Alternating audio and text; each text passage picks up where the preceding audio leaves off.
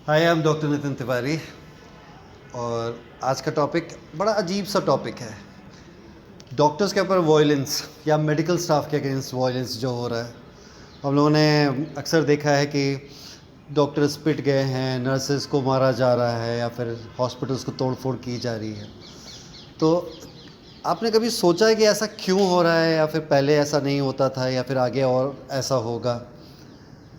तो इसी पे थोड़ा सा विचार विमर्श करने की बात है कि ऐसा क्या हो गया कि वही आदमी जो जान बचाने के लिए आपके इतना मेहनत कर रहा है, इतने सालों की पढ़ाई लेके कर रहा है, उसके फिर लोग ऐसा क्या वो कर देता है कि लोग उसको मारने पीटने पे उमादा हो जाते हैं। सोचने वाला टॉपिक है ये। अक्सर कर देखा जाता है कि कोई किसी को पीट दिया, फिर उसके बाद वो रिटेलिएशन में लोग फिर डॉक्टर से इकट्ठे यूनाइट होते हैं, फिर वो हड़ताल करते हैं, फिर मीडिया उनके पास जाती है कि भाई हड़ताल क्यों कर रहे हैं, इनके पास ये कैसे डॉक्टर हैं, भगवान बन गए, हैवान, एंड थिंग्स लाइक दैट। चलिए, वो सब चलता रहेगा। मुझे लगता है कि जो डॉक्टर्स के ऊपर वायलेंस या फिर जो कुछ मारपीट हो रही है, इसमें सोशल मीडिया और अपना न्यूज़पेपर और टीवी, रेडियो, इन सब का बहुत इम्पोर्टेंट रोल है। डायरेक्टली नहीं, इनडायरेक्टली। अब मैं इसको रिलेट कैसे करता हूँ? तो देखिए, ये जो सोशल मीडिया पे ये जो चीज़ें जो दिखाई जा रही हैं, इन सब से आपके ऊपर इम्पैक्ट क्या होता है, ये भी बहुत इम्पोर्टेंट होता है। तो हमको, मेरे ख्याल से, जितने भी अभी तक मैंने डॉक्टर्स के अगेंस्ट जो वायलेंस है, मैं खुद एक KEM हॉस्पिटल का डॉक्टर रहा हूँ। तो वहाँ पर हम लोगों के हर 6 महीने पे कोई डॉक्टर पिट जाता तो हड़ताल होती थी। तो फिर लोग कहते थे कि डॉक्टर्स को सिक्योरिटी दो और ये के साथ बॉडीगार्ड्स रखिए।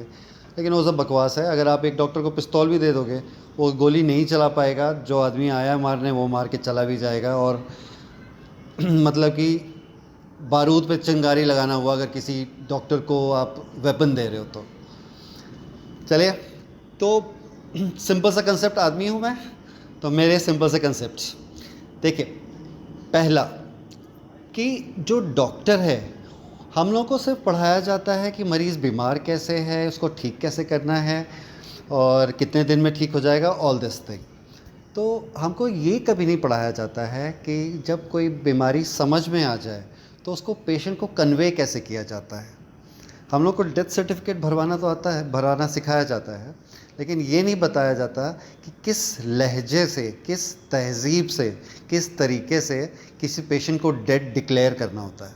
बहुत बड़ी चीज़ है। अब तक मैं ज़िंदगी में शायद 20-25 लोगों को डेड डिक्लेयर किया हूँगा, लेकिन उसका एक तरीका होता है जो कि डेप्थ में एक अलग एक शास्त्र है, मैं उसमें घुसना नहीं चाहूँगा। कई डॉक्टर्स सिर्फ इसलिए बेचारे वॉयलेंस का शिकार हो जाते हैं क्योंकि उनको तरीका नहीं मालूम होता है बात करने का। बीमारी पूरी मालूम होती है, पूरा कोशिश कर रहे होते हैं, लेकिन उनका सिर्फ बात करने का लहजा थोड़ा गड़बड़ होता है या फिर रेसिप्रोकेट नहीं होता, इसलिए वो लोग वॉयलेंस का शिकार हो जाते हैं। दूसरा, जो हम लोग ने ये देखा है कि ये डॉक्टर्स के साथ जो वॉयलेंस जो होती है वो पेशेंट खुद नहीं करता है। पेशेंट तो बीमार होता है। ये जो पेशेंट के साथ जो रिलेटिव आता है, जिसको मैं खलासी कहता हूँ, वो बीमार नहीं होता है, उसको कोई प्रॉब्लम नहीं होती है। वो सिर्फ अपने पेशेंट को कंसल्ट करवाने के लिए आया होता है। तो पेशेंट तो बेचारा तकलीफ़ में होता है, दर्द हो रहा होता है, बुखार में होता है, खुजली हो रही होती है, परेशान होता है। वो तो चाहता है कि भैया भगवान अगर कोई हैं तो भैया डॉक्टर साहब बैठे हैं, वही हमारा खुजली दूर करेंगे या फिर तकलीफ़ दूर करेंगे। लेकिन जो उसका रिलेटिव होता है, वो, उसको कोई तकलीफ़ नहीं होती है, उसको कोई प्रॉब्लम नहीं होती है, लेकिन उसको फिर भी हॉस्पिटल का गंदा इन्वायरमेंट, जी गंदा ही होता है। सब लोग तकलीफ़ में होते हैं, सब लोग रो धो रहे होते हैं। कोई हैप्पी प्लेस नहीं होती है एक हॉस्पिटल, जैसा पिक्चरों में दिखाता है वैसा नहीं होता है।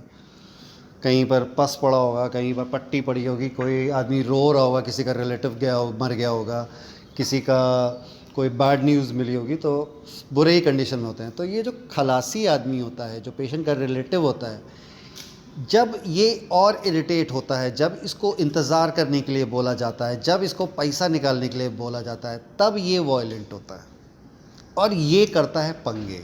ये उठाता है हाथ। जो मरीज़ होता है उसको खुद नहीं समझ में आ रहा होता है कि जो मेरा रिलेटिव जो डॉक्टर को मार रहा है या फिर उसके ऊपर हाथ उठा रहा है, मेरा अपना कौन है? वो डॉक्टर जो मुझे अभी तक बचाने की कोशिश कर रहा था, अब जो पिट रहा है, या फिर मेरा रिलेटिव जो मुझे अब तक बचाने की कुछ कोशिश कर रहा था और अब जो बचाने वाला था उसी को मार रहा है। तो मेरा ये एडवाइस रहेगा कि जब भी पेशेंट जाए तो उनके रिलेटिव्स वगैरह, बहुत ही क्लोज रिलेटिव, देखो मम्मी पापा तो भैया जितना दर्द आपको होता है उतना दर्द उनको भी होता है, समझ लीजिए। लेकिन ये जो अड़ोसी पड़ोसी और चाचा और मामा जो आते हैं ना, उनको अलाउ नहीं करना चाहिए डॉक्टर की ओपीडी में पेशेंट के साथ। तो ये दो हमारे बहुत ही मेजर चीज़ें हैं। तीसरी चीज़ जो सबसे इम्पॉर्टेंट है, आप जब किसी ऐसे एक्टिविटी को देखते हैं कि किसी डॉक्टर को पीट दिया गया है या फिर कोई हॉस्पिटल तोड़ फोड़ दिया गया है, तो आपके मन में क्या ख्याल आता है? कि ऐसा हुआ होगा बस, और कुछ नहीं। या फिर आप कभी देखते हैं कि किसी डॉक्टर ने कुछ ज़्यादा पैसे चार्ज कर दिए, किसी का कुछ किडनी ही चोरी कर लिया, तो आपके मन में क्या ख्याल आता है? यही ख्याल आता है कि लोग इस तरह के भी होते हैं। सिंपल सा कंसेप्ट, एक छोटी सी स्टोरी मैं करके बताऊंगा। एक हमारे बाबा थे, बाबा भारती।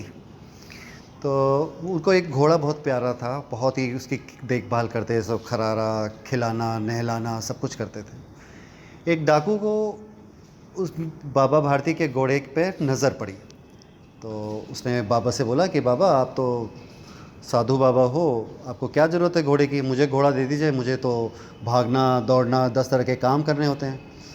बाबा ने बोला ये घोड़ा बस नाम का है तो मेरा बेटा, मैं अपने बेटे को नहीं दूंगा। उन्होंने मना कर दिया बाबा भारती ने डाकू को। तो वो डाकू अब समझ नहीं पा रहा था, उसको घोड़ा चाहिए था। तो वो बाबा भारती एक जगह से तालाब की तरफ जाते थे रोज़ सुबह। उसको मालूम पड़ा, वो भिखारी का भेष धारण करके कंबल ओढ़ के वहाँ लेटा हुआ था। बाबा भारती अपने घोड़े को लेके जा रहे थे, तो देखे कि वो जो भिखारी था उसने आवाज़ दी कि बाबा हमको थोड़ा दूर आगे छोड़ दो। तो बाबा भारती ने उसको घोड़े पे बिठा लिया और ख़ुद पैदल चलने लगे। तो वो जो भिखारी था वो एक्चुअली डाकू था। उसने बाबा भारती को लात मारी और घोड़ा दौड़ाना शुरू किया। घोड़ा तो एकदम अच्छा था। तो बाबा भारती चिल्लाए कि बेटा एक बात सुन लो मेरी। तो वो डाकू को लगा कि अब तो घोड़ा है ही है, बाबा भारती कमज़ोर आदमी, हम डाकू एकदम मजबूत। आया, बोला वाह बाबा बताइए। तो बोला बाबा भारती ने कि ये जो तुमने अभी किया ये बात किसी को बताना मत। तो डाकू ने बोला ठीक है, मुस्कुराता हुआ चला गया। फिर उस डाकू के मन में ये बात गूंजती रही कि वो बाबा भारती ने ये क्यों कहा कि ये बात कि मैंने इनसे घोड़ा कैसे छीना है किसी को बताना नहीं। तो उसको डाकू को बात घूमती रही, बार बार वो यही सोच रहा था बाबा भारती ने ऐसा क्यों कहा। तो वो भाग के आया, एक बार ऐसे ही आया घोड़े को लेके, बाबा भारती से बोला बाबा आपने मुझसे ये क्यों कहा कि आप किसी को ये मैंने आपसे घोड़ा कैसे लूटा है वो किसी को बताना नहीं। तो बाबा भारती ने कहा कि अगर आप ये बात बता दोगे कि आपने घोड़ा कैसे लूटा है, मुझसे चोरी कैसे किया है, तो अगली बार कोई भिखारी को सहारा नहीं देगा। इसीलिए मैं कह रहा हूँ, आपको किसी डॉक्टर ने लूट लिया हो, किसी हेल्थ फैसिलिटी ने लूट लिया हो या फिर किसी ने धोखा दे दिया हो, इसका प्रचार प्रसार मत करिए, वरना हम जैसे डॉक्टर्स जो कि लगे हुए हैं मरीज़ों की सेवा करने के लिए, ये सब सुनते हैं तो तकलीफ़ होती है और फिर मन नहीं करता है किसी का निस्वार्थ सेवा करने का। That's it for now. अगर मेरी कहानी पसंद आई तो सब्सक्राइब करिएगा। I will be coming up with more stories. चलिए, टेक केयर, बाय।